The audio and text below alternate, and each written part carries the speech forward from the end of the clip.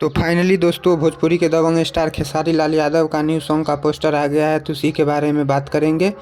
तो वीडियो में लास्ट तक बने रहें और वीडियो अच्छा लगे तो चैनल को सब्सक्राइब जरूर कर लीजिएगा।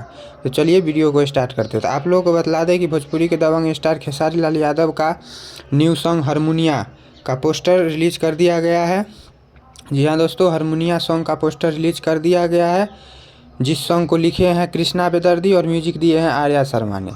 हाँ जी दोस्तों, जिस सॉन्ग को लिखे हैं कृष्णा बेदर्दी और म्यूजिक है आर्या शर्मा का, और इसको गाए हैं भोजपुरी के दबंग स्टार खेसारी लाल यादव और खुशी कक्कर खेसारी लाल यादव और इस वीडियो में आप लोगों को नजर आने वाले हैं भोजपुरी के दबंग स्टार खेसारी लाल यादव। जा रहा है कि यह नथुनिया जैसा सॉन्ग होने वाला है।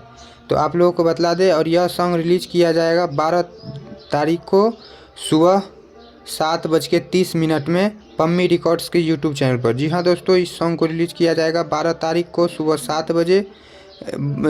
7:30 में पम्मी रिकॉर्ड्स के यूट्यूब चैनल पर।